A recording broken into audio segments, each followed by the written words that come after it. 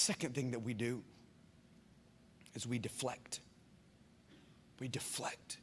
The definition for the word deflect is to turn aside. See, it's in our denial that we pretend that the valley of dry bones doesn't exist. And when we deflect, we ignore the ramifications of standing in the valley. See, this is why, because deflection is the denial of our personal responsibility. Deflection is when we turn our ear to weeping. Deflection is when God says to go, and our response to Him in that moment is no.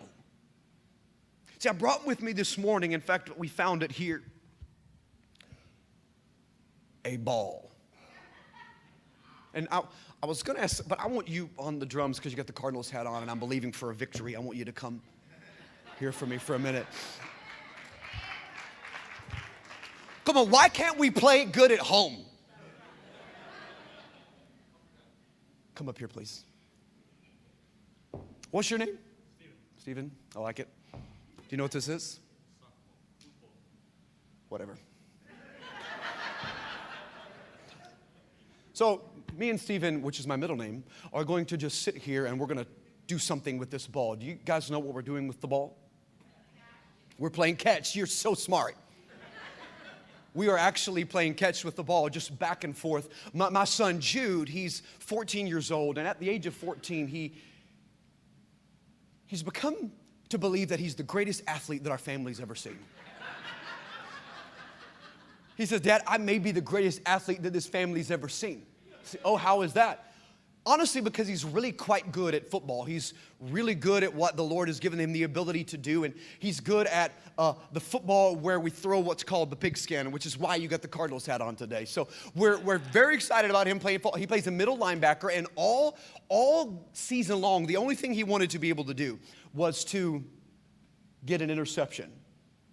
See, he got the record for tackles in the 8th grade in our city. He got 63 tackles. He's a beast. He's aggressive. He goes after it. He finds the quarterback with everything in him. And the only thing he wanted to do was to get an interception. So you know what happened on the second to last game? Just before the season was ended, there was a ball that was thrown. And y'all know what happened? Well, he didn't get an interception. In fact, he'd been put in on offense. And about 1 foot from the goal line, someone tossed him the ball. And Jude took one step, crossed over, and got his one and only touchdown of the year. And he was excited.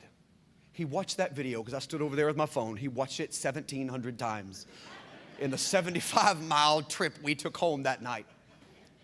He did what he was supposed to do. He actually caught the ball because he understood that was his responsibility. He understood that was the reason why that the ball was thrown to him, and the responsibility that he had in the moment was to actually catch the ball. So imagine with me for just a moment if the ball would have been thrown to him, and in that split second he would have said, I'm not going to do that. I'm not going to catch it. I'm just going to knock it aside. He would have been deflecting his responsibility. He would have been deflecting what he knew the responsibility in that moment was to do. Instead of catching the ball to deflect it and push it aside, he would have denied the responsibility. You keep it. He would have denied the responsibility that God had placed upon his life.